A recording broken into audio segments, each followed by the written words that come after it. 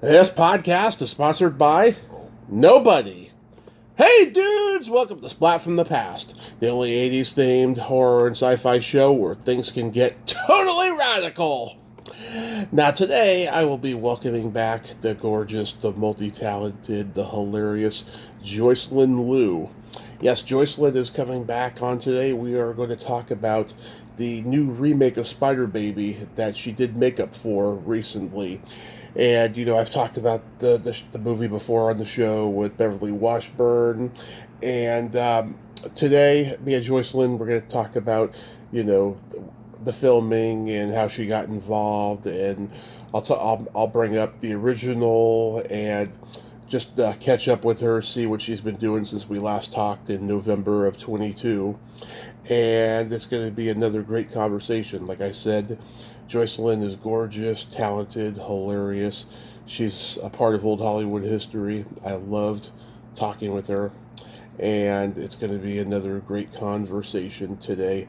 I'm still pretty broken up and sad about Kristen. I really am. It's just, God always puts wonderful people in my life right at the end of their days. I don't know if it's a good thing or a bad thing, but that's what happens. And I guess I just have to take it as is and roll the dice, I guess, which is what I'm intending to do. And I'm okay. I'm hanging in there and pacing myself. I just feel really bad for her family, especially her young daughters. Just losing a mother that young is just, it's got to be the most awful feeling in the world. It's just got to be. So yeah, here is my new interview with Joycelyne Lew.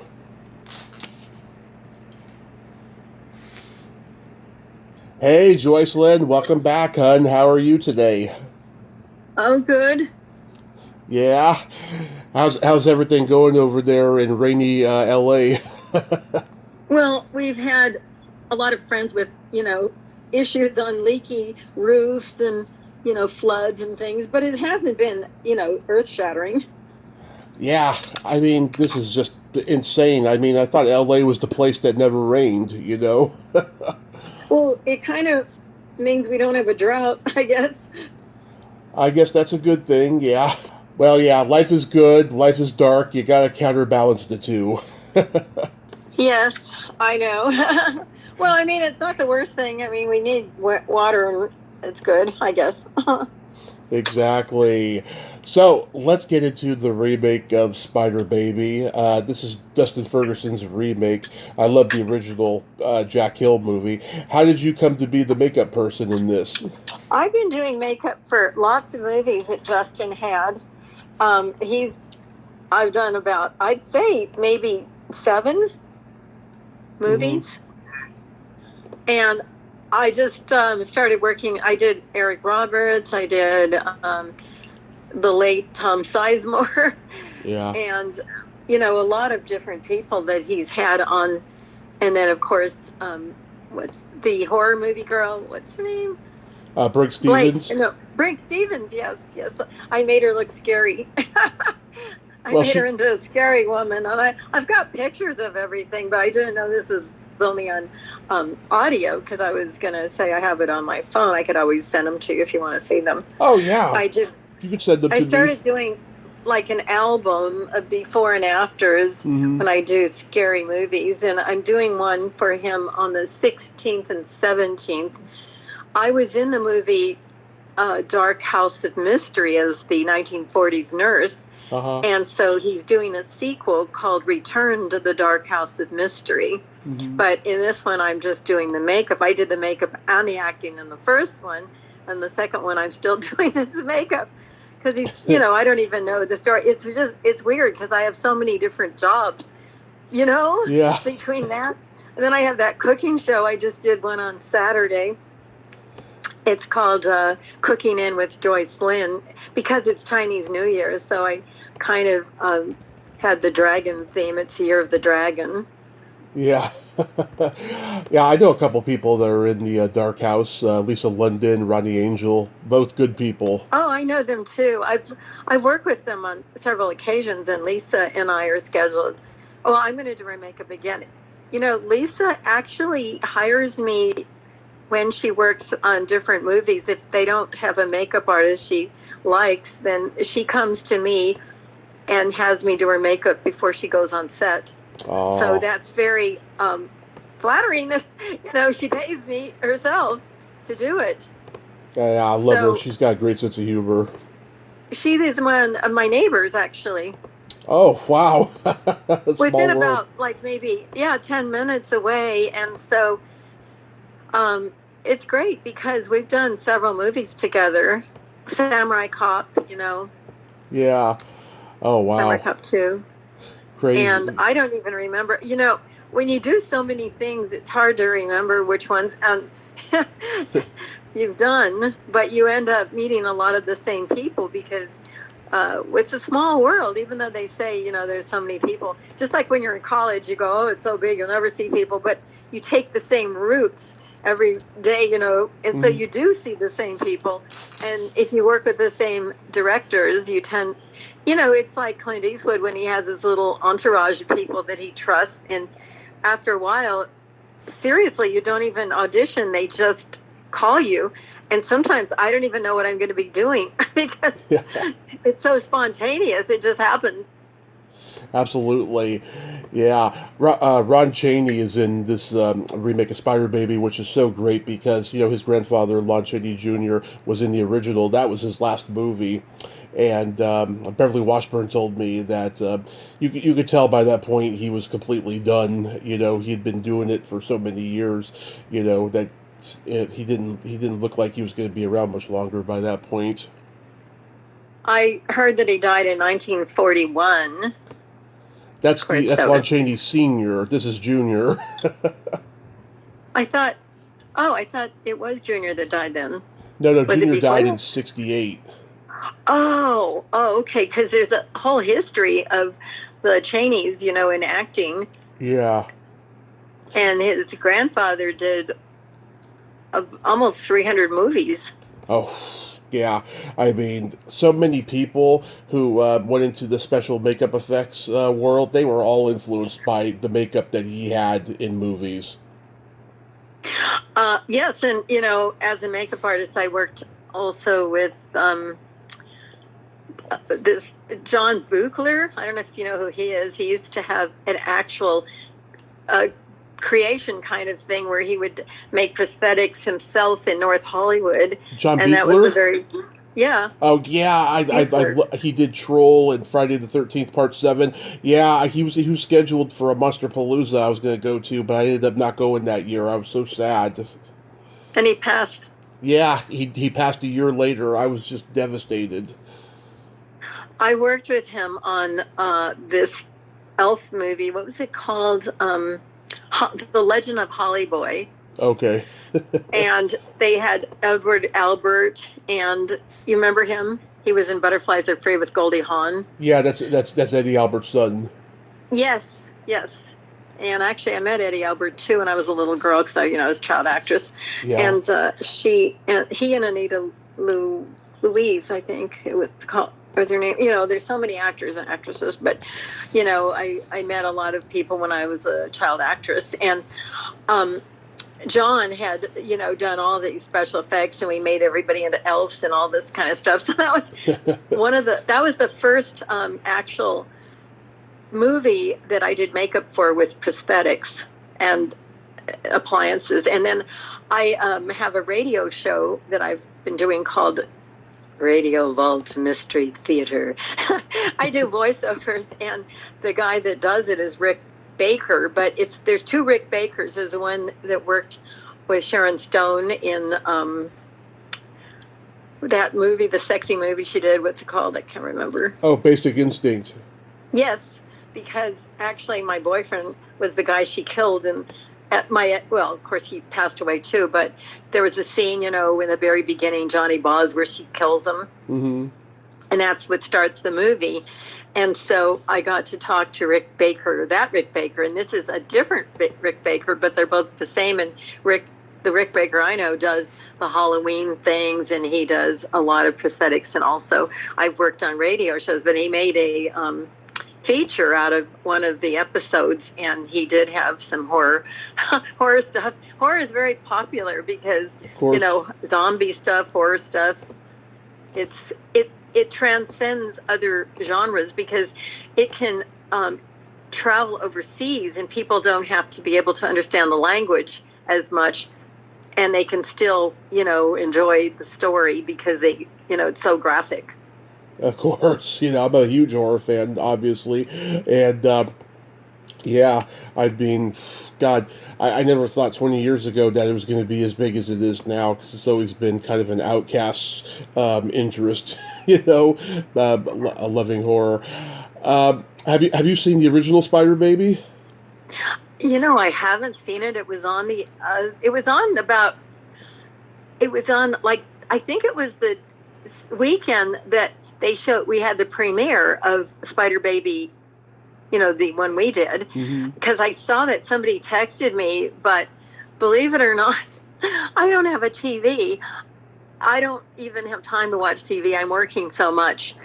And so my roommates do, and I guess if I really wanted to see something, but it was so late at night, it was on that I was in the middle of working on something else. So I didn't get to see it. Yeah. Are you a fan of that too? Oh, I love the original. Yeah. Apparently it lost its copyright for many, many years. It was in the public domain. And then Quentin Tarantino saved the movie from obscurity. And it's a very trippy 60s kind of horror movie. I put it up there with Night of the Living Dead as like the most groundbreaking, horror movies of the 60s, I think. Yeah, it has a huge following. It sure does. Because I've seen people, asking about it, and it's kind of the breakthrough movie that Justin just did. But he's doing other things now too. Of course, everybody's moving on and making more things, and he's very prolific. Oh yeah, I was looking at his, I never even heard the guy, and I was looking at his IMDb. I was like, wow, God, he's done a lot of movies. Yes, I mean, I've done so many movies in such a short time with him, and that's a skill that he has that it's, with all the streaming services and all the product that people go through, it's a needed thing, because I talked to a different director, and he said, for him to be able to do that, it's just a blessing. Yeah, I don't know if you know Todd Sheets, but he's that prolific as well. He's been doing it since the early 90s, and only like in recent years people are starting to become aware of him, and he's worked with everybody in the business, everybody. Oh, no, I haven't heard of him. And is he local from Hollywood? Or? He's in L.A., yeah. I had him on probably about 4 or 5 years ago, and God, he is the biggest horror nerd I've ever met. We had a great conversation. Yeah, there's also a bookstore in Burbank. I think it's called Dark Delicacies. Oh yeah, I know that place. I think they specialize in that kind of thing too. I used to go to the old location, and I went to the new location just before the pandemic. Yeah, it's interesting how there's a subculture of just horror nerds, as you say. So how long was the movie shoot for? A few weeks or something? Well, yeah, it was. I think it was about a week. I mean, I wasn't. The thing about Dustin, which is wonderful as an actress and a makeup person, is that he doesn't keep you if you're not needed. He doesn't just keep you there just because he wants to have people around. He's very economical with his time. He knows what he's going to do. He shoots it, and I've never seen anybody just move on like that. And then he goes, okay, you can pack up. It's like sometimes people just want to have more people on set, but he doesn't do that. And so it's kind of wonderful because you don't have to just sit there and wait like other times. I mean, I'm not saying that you just go in and go out, but as far as doing something for him. You don't have to just wait around and waste a lot of time. He does it, and he gets it done in a quick time. So that's unusual. Now, you mentioned the screening before, what was that like? What was the reaction when people saw it? Well, that was at the Frida Cinema, where we do a lot of premieres. I actually also have a printing company, so I help set up red carpets and things. So I'm doing like so many things. And then, Beverly signed this poster for me. I was going to show it to you, but since we're not on video, you can send it.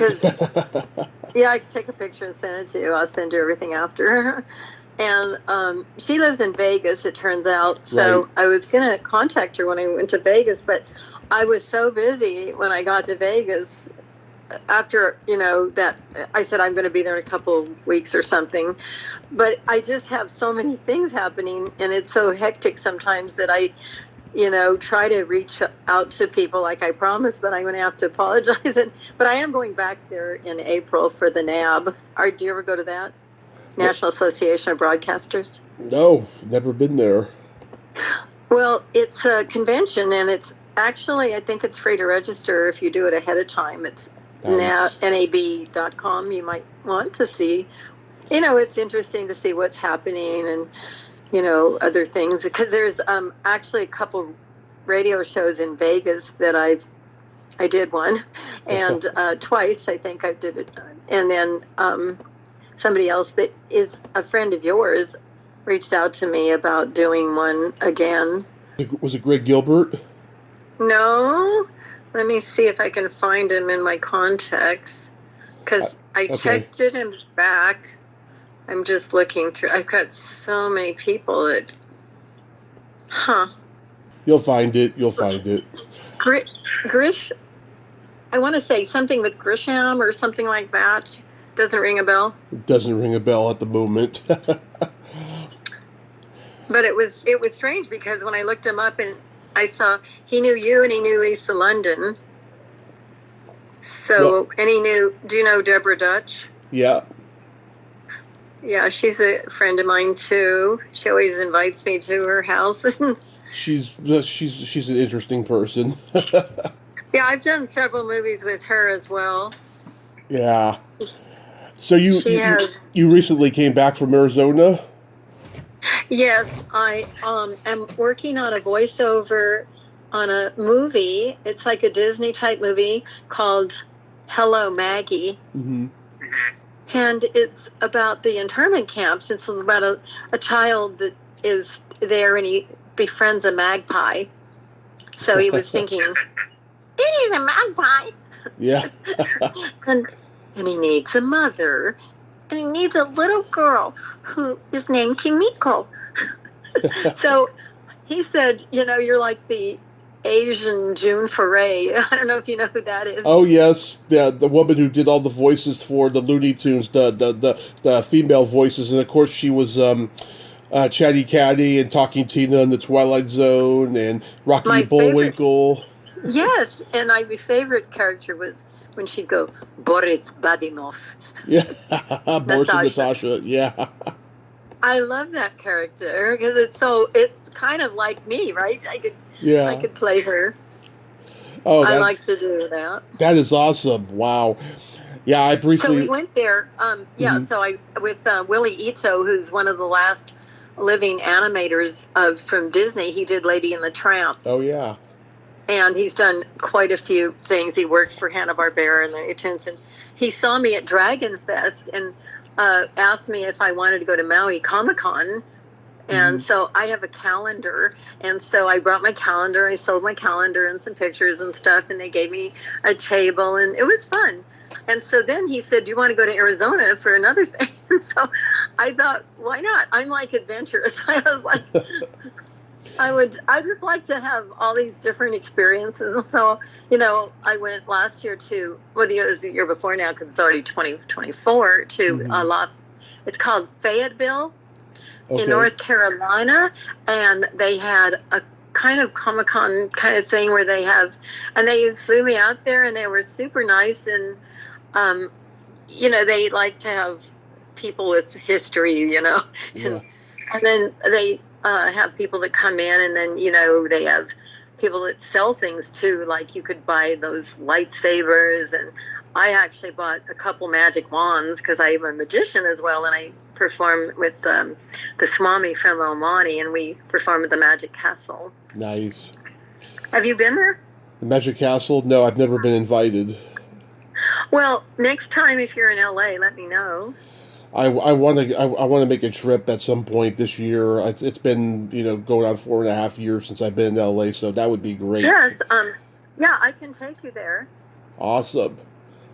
And it's really fun. They have all these different Palace of Mystery. We work at the Parlor of Prestidigitation, and I have a character I made up called Princess Spend-A-Lot, and they introduced me like with this kind of I have this partner Bill Perrone, and we have all these different characters, but the Swami from Almani is his signature one, mm-hmm. and we do a children's show, and he'll say, from the high mountains of China to the mystical gardens of Shambhala, I present the exotic Princess Spend-A-Lot, and he has a gong, and then I just come on and I'll go, I'm very pleased to meet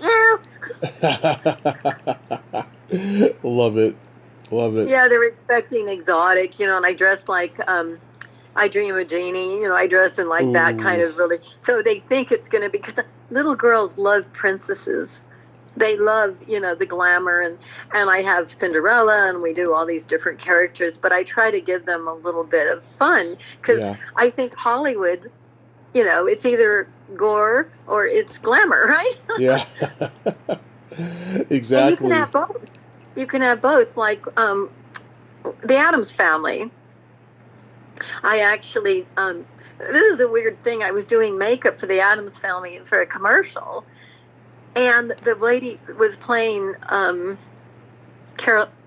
What's her name? The lead. Oh, Morticia. Yes, thank you.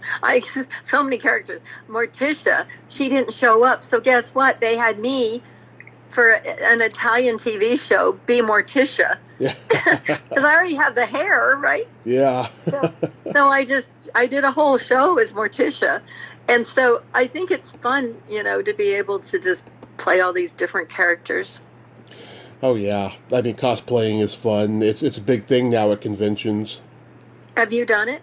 No, I just know people who have. Oh, I thought you might have some hidden characters. Yeah, the only character I could play at this point is Uncle Fester. Oh, I meant the hand. Oh, the hand? Yes, thing. The thing. Because it was Founders Day on January 2nd at the Magic Castle. And you can't shoot inside the castle, but I was with Bill Perrone, and I said, let's take a picture on the outside backdrop. So I saw this guy sitting there, and I said, would you mind taking our picture? And so he did it. And then Bill goes, you know who that is? I go, who? And he goes, he's Thing. I go, Thing? And he goes, he's a hand. I went, oh my God. And so I looked him up, and I said, hey, would you like to take a hand picture with me? Because I was the Pillsbury Doughboy Finger.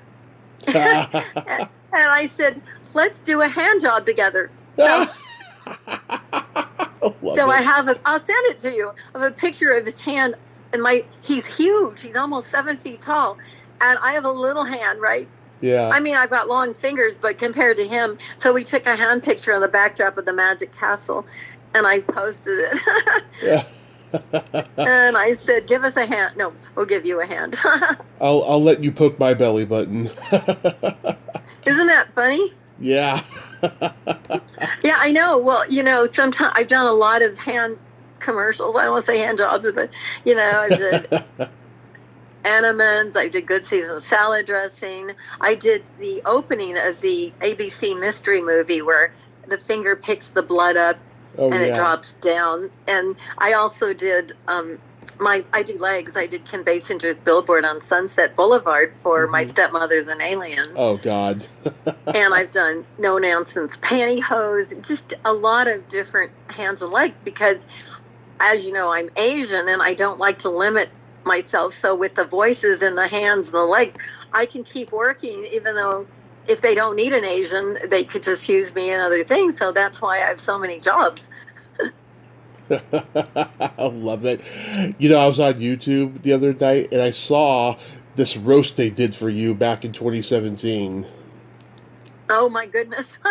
James Hong wanted to do it. And that was a real honor to me because, he got a star on the Walk of Fame last year. Yeah, and obviously it was all your friends there and stuff. I could tell they were all your friends. They were amateur comedians, but they were very nice to you. They weren't like mean or insulting or anything. You're not easily offended, anyways. Yeah, that's true. I can't be offended because it's just like in fun. Yeah. People just can't take themselves so seriously. It's just crazy because, and they spent the time, and actually what happened is Eric Lee's a martial artist and he said he was going to have this roast for me. So he said, well, I reserved 80 people. And I go, I think I'm going to have at least 100. And he goes, well, we have to pay for these dinners. I go, I'm pretty sure I'll have 100, And so he goes, okay, I'll buy 100 dinners in advance. So guess what happened? Wow. It was 180 people paid to come to my roast. Oh. 180. They had to open a whole adjoining room. It was packed. And I was like, oh my God. I don't know if people want to see me embarrassed or what. Yeah, and Cynthia Rothrock made an appearance over the phone. I had her on last fall. Oh my God, she was fun and funny and very engaging. I enjoyed talking with her, and her feet are amazing. She liked hearing that. Yeah, actually, she and I were knighted this year. We're dames now. Oh, nice.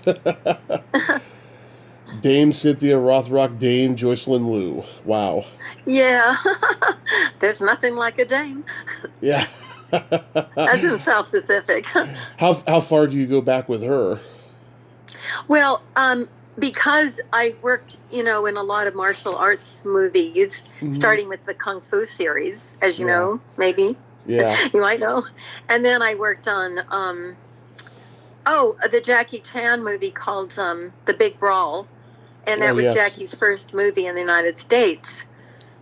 So he didn't speak English that well. And when I first met him, I didn't know who he was because, I wasn't following martial arts. Of course, I did Big Trouble in Little China, and that's how I got hooked up with the martial arts community. Right. But I wasn't like thinking of it seriously until all of a sudden I started connecting with all these martial artists and going to different events. In fact, they had Joycelyne Lew Honor Day at the Martial Arts History Museum December 2nd. Mm-hmm. And I have a cooking show, so I decided I'm going to cook for all these people because they're coming and paying money to come to my day. So I made all this food. I made vegetarian spaghetti, and I made meat sausage and everything, and mushrooms and peppers. I mean, I did this whole thing, and then I made like 7 pans of brownies, some with nuts, some with chocolate chips. I went crazy because I'm an eater. It doesn't seem like it, but I love food, and that's why my cooking show. I'm just a food fanatic. And so then I made this amazing salad, and I put cranberries, and I toasted pecans. I caramelized them. I mean, it was crazy, and then I made loaves and loaves of garlic bread. I mean, I had so much food. It was crazy because I eat a lot, and I think other people would too. But, actually, they ate maybe only, I'd say, 2/3 of what I made. Oh, I'm not going to get that. I'm just going to hang up. Hold on. Okay. Of course this would happen. Oh, shut it. Okay. I've got more than one phone. Yeah. And so, so then that's how I got. So Cynthia was her movie. She was China O'Brien. I don't know if you know that. Oh yeah. That was a series, and it was produced by the same people that produced the Jackie Chan movie I did Golden called Harvest. The Big Brawl. Of course, I played a floozy, like a call girl or whatever. I do that because I just don't look wholesome, and I can't seem to get girl off the boat. There's either two Asian roles. There's either hooker, call girl, girl off the boat. I can't play a street hooker because I'm not hard enough. I tried really hard. There was a movie called Blood Brothers. I don't know if Richard Gere's one of his first movies. And there was a scene where they had these rough, tough hooker girls, right? Mm-hmm. So I wore this, split up the side of my dress, and, I'm thinking I'm going to look tough, Yeah. And I went in there, and when I saw the other ladies, I looked like Shirley Temple. Love it. They had, like, no eyebrows. They had, like, they looked, like, real hard. I just have a soft baby kind of face, so I couldn't look as hard as I tried. And so there's this one girl, and I ran into her, and I said something about, I didn't get that, role or something like that. And she, I don't know what we were talking about, her boobs. And she goes, my daughter, something about, she paid $6,000 for these boobs. She's telling me all this stuff. I was like, because I was saying about her push-up bra. That's what I was saying. And then she was telling me that. And then she goes, my daughter goes, Mom, I hope I don't grow up and look like that. And she goes, don't worry, honey, you won't. Yeah. So it was really, she's really funny. And so, anyway, that was why, and I worked on the Taipan movie for De Laurentiis. We shot that in China and Hong Kong, and I was also a hooker in that one. And the thing is, Denise Kellogg, who was Miss something, she was a Playboy centerfold, but apparently she told me she had no acetol. Yeah. And it was a butt, picture. I mean, they wanted some with the butt. So he made us strip and look at our butts, and she goes, you're going to get it.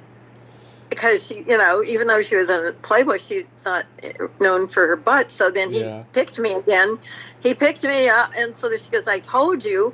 And so I did the scene, and it was mainly my butt getting whipped and stuff. And so I wrote a letter when I left to Raffaele De Laurentiis, and I said, I just don't want to be known as an ass. I got a story for you. When I was 21, I moved into this apartment that my mother and I were at for 9 years, and we had an Asian neighbor. I found out that she was a hooker on the weekends. During the week, she was a secretary at some office up in San Francisco. But on the weekends, she had guys leaving her apartment all the time, I'll tell you. And I was lucky enough to spend the night with her this one time, but she didn't charge me, so it was all good. Adventure. How was it? It was fantastic, I mean, I'm 6'3", and I'm a big guy. I'm, over 280 pounds. She, was,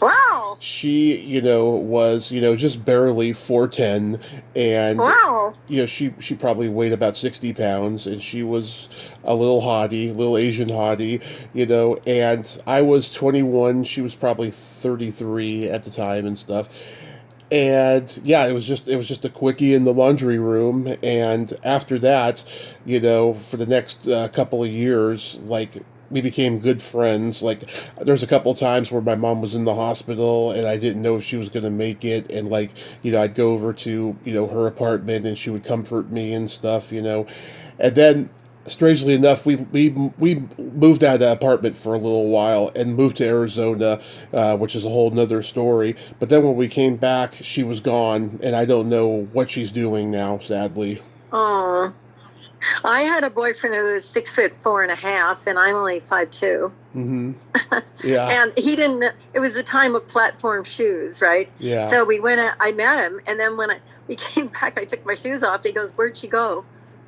Yeah. And then I went to Missouri, because he's from Springfield, Missouri, and his mother said, well, I thought she was ringing your girlfriend. And I'm sitting in the car, but she couldn't see me because I'm so short. And she didn't know I was there. And then she was on the phone, and she goes, you don't have to worry about Joycelyne. Well, even though she's from Hollywood, she's not fussy. She's like a little old pig. And she goes, oh, I didn't know you was sitting there. I said, that's okay. I understand. I do eat like a pig, I do. Even my house mother, when I was in college, said that I ate like a truck driver. And so then we went to the lake of the Ozarks, because they don't have a beach. They have a lake. And everybody was showing their tan line. So I go, I want to show my tan line too, right? And she goes, wow, would you look at that? Wow, she's just as white as snow. And I thought she was already that color. Oh my God, that's terrible. Oh, but I think that would make a good stand-up routine, right? Yeah. Because I do. Yeah, if you went up on stage and did that, it would get a huge laugh. But most of the funny things that happen are real, I think. Of course, So it's fun to watch real people, and I do imitate a lot of my friends because they're funny and they don't even know it sometimes. And I used to go to the Playboy Mansion, and this guy goes, I'm afraid to leave. She'll start doing me. Love it. Thanks so much for connecting me with Gloria Hendry. She was a great guest. But I got to tell you, about a half hour beforehand, she blew up my phone asking me what the topics were going to be, and I was like, "Listen, I know this business is it's hard to in this business it's hard to know who your true friends are. But do you really think Joycelyne would connect us if she thought I was trash?" And she was like, "No, that's a good point." Oh, that's sweet, because she spoke at my day. She calls me Wonder Woman. And she came over here last week even because we do self-tapes because, I do backdrop setups and all this stuff. And, my calendar, and I have a lot of people that I work with, 2 different photographers, and they can do help with my red carpets and my cooking show, and we do sound, and we've got the lights. We've got a whole setup here so we can film stuff. And I've had actually movies shot. I think Dustin shot a movie. Yeah. Some scenes here in my house, and we shot the Dark House and Mystery movie. It was called, I don't know, it was one of the episodes. We shot that in one of my rooms here, and then my backyard is like about 4 movies have been shot, music videos. I have a pool that's 10 feet deep so they could shoot underwater. And I did a horror movie too, because for one time I had a fake wall, but now I'm also putting in dressing rooms because, California, they love the outdoors. And you can see the Hollywood sign from my backyard. So I have now a deck that goes around the back of the house, and I haven't used it yet because we just finished doing it, and then we had that rainstorm, as you know. Oh, yeah. But I do so I'm making cushions. I'm like handy, because I make costumes for my shows and my characters, because I have a friend that does Elvis, and I made him an Elvis costume, and so I started imitating him. I'd go, well, thank you very much. That's my most personal voice. It's kind of scary, right? Because guys go, don't do that. You sound like a dude. And I go, what's the matter? Did you hear my interview with Barry Chase? Oh, no, I didn't, because I saw it after you did it. Yeah. I saw that you did it. She's a fabulous, I remember her. She's a fabulous dancer. Yeah, she's a character. She doesn't hold back, I'll tell you. And it was just amazing because Stanley Kramer's daughter, Kat, connected us. They did I know Kat very well. Yeah, they did a 60th anniversary screening of It's a Mad World last Christmas time. And I went to one of her screenings of Mad World because they did it somewhere else, too, at a different theater, and I was there, too. Because my friend Warda Neal, who's a costume designer, knows her, too. It's amazing, yeah, and God, it was a good talk that we had.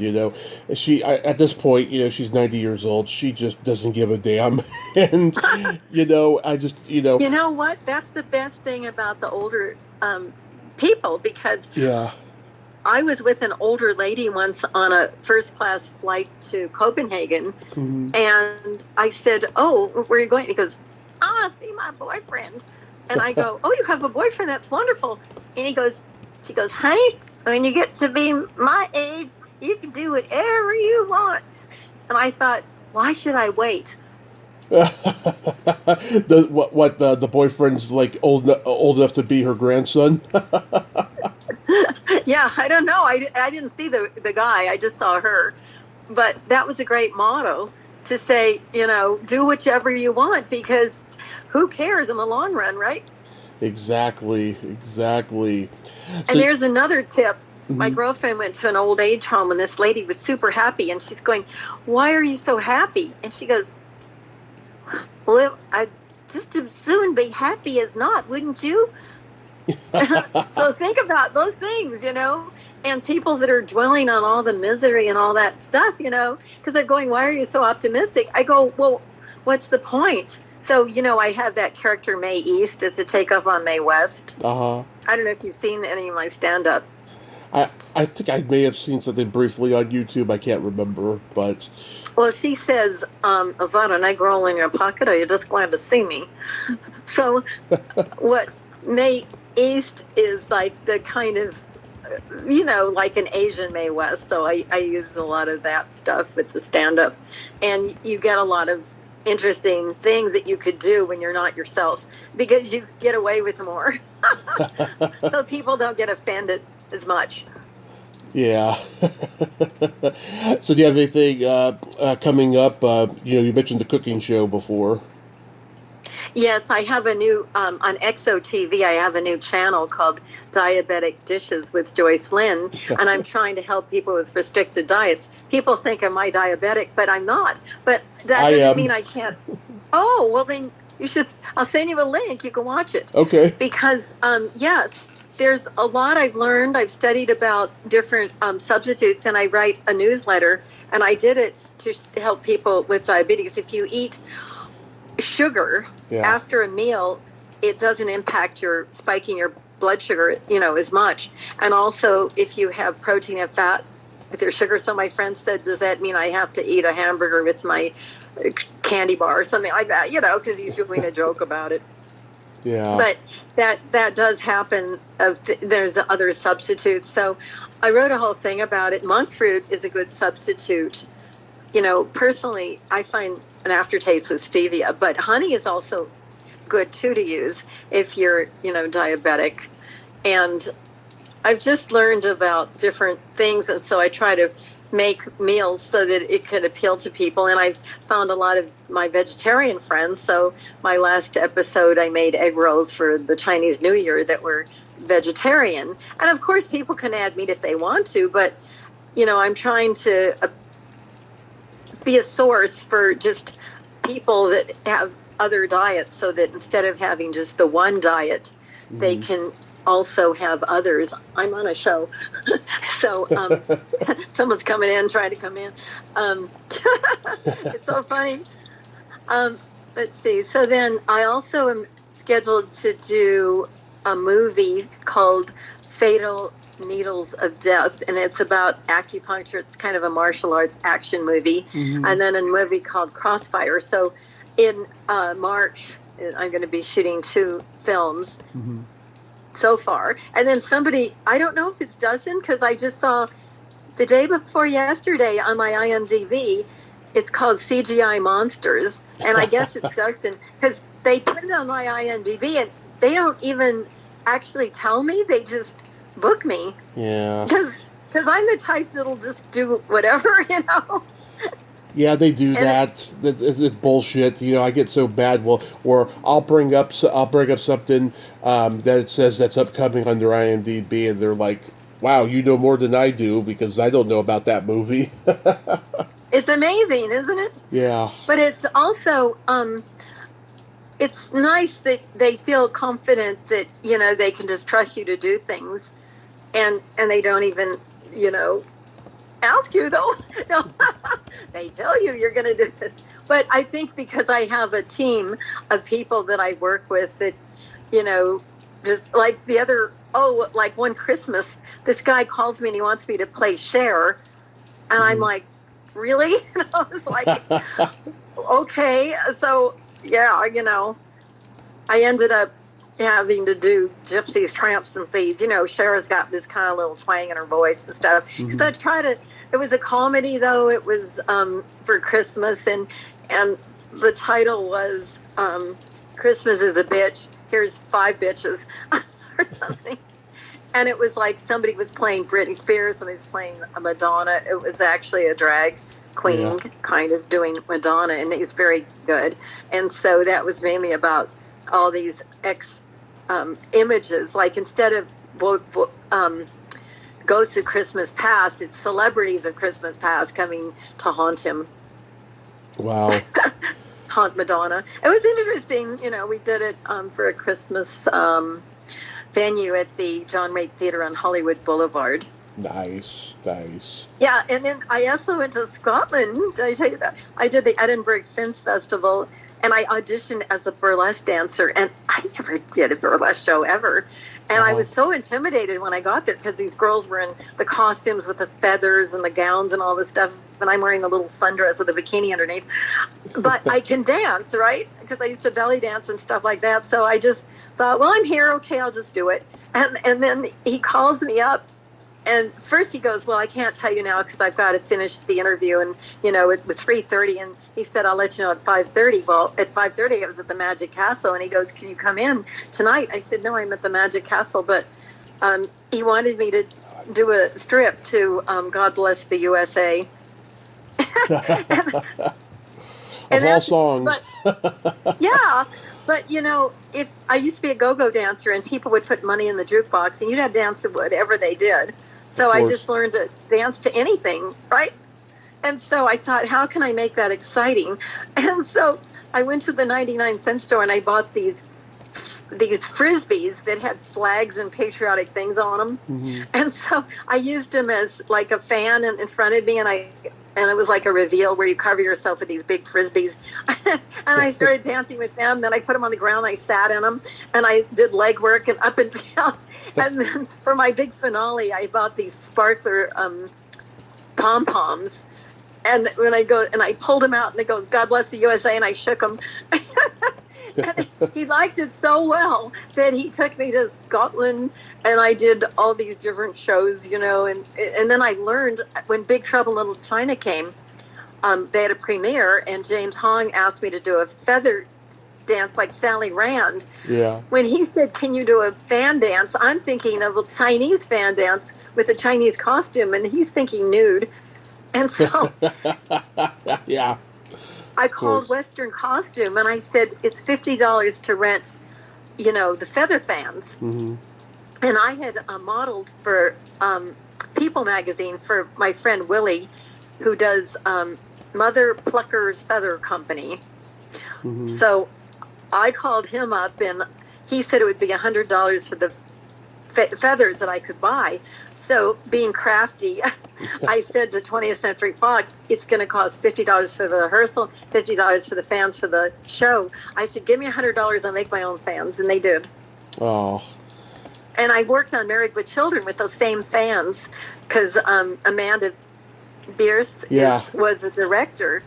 And so she chose me also to do, so they called me Feathers. Now, I did not know what a fluffer was. Yeah. A fluffer, in case your people don't know, is like it keeps the guy hard, right? For the porno movies. Well, I didn't know that because I'm really dumb. I don't watch those kind of movies and stuff. So I sent out postcards to casting people, and I said, call me if you want to see a little bit of fluff.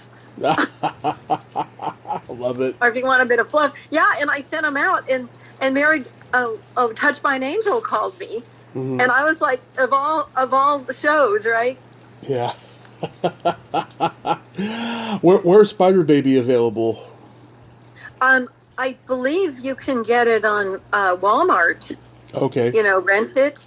And I'm sure it's on some streaming channels as well, but I'm not really sure which one. Usually you can see it on Tubi or I don't know. There's like Hulu and there's Apple, Peacock. Yeah, because my show's on Apple too, and Hulu and Tubi. So that's how I know all these different, different venues. There's so many different venues, but I guess he has now gotten, because I know he did this other movie, the one with Tom Sizemore, that is on at Walmart because I saw the DVD. Mm-hmm. They brought it in when I was doing makeup, and they showed me, and they actually put my name on the CD as makeup effects. And I was like, wow, usually you don't get credit doing makeup on a one sheet, right? Yeah. So that was an honor. I was like, wow, thanks, guys. So it's just keep doing stuff, and the more you do, the more happens. Absolutely. Keep on being creative. I feel like, as long as you're doing something creative, then it's fun, because the main thing is you want to just enjoy your life. I'm going to have to hang this one up too. Absolutely. Oh, I'll just let it ring, and then I'll just leave a message if it's important. I got jokes for you. Okay. Why did the blonde have a bruised belly button? Why did the blonde? I don't know. Because her boyfriend was blonde. Get it? I'm thinking, why did the blonde have a bruised belly button? Because her boyfriend was blonde. Duh. Wrong hole. Oh, duh. Okay. And that's if you have an innie, but what if you have an outie? No, I'm just kidding. Yeah, I don't know. I don't read that much into it. Yeah. How can you tell if a gas station worker just had sex?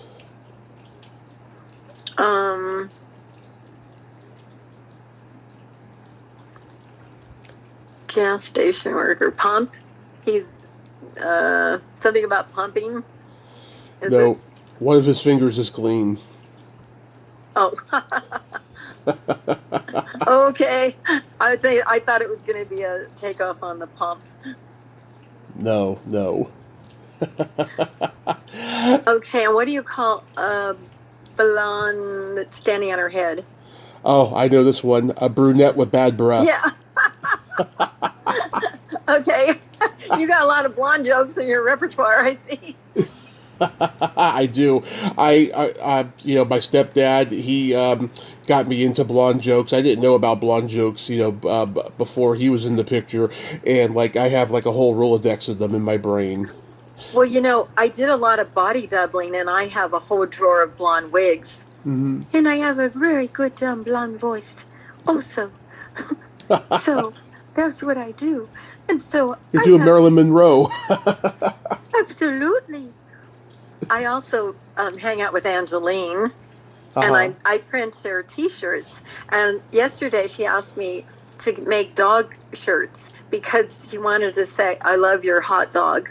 I love it.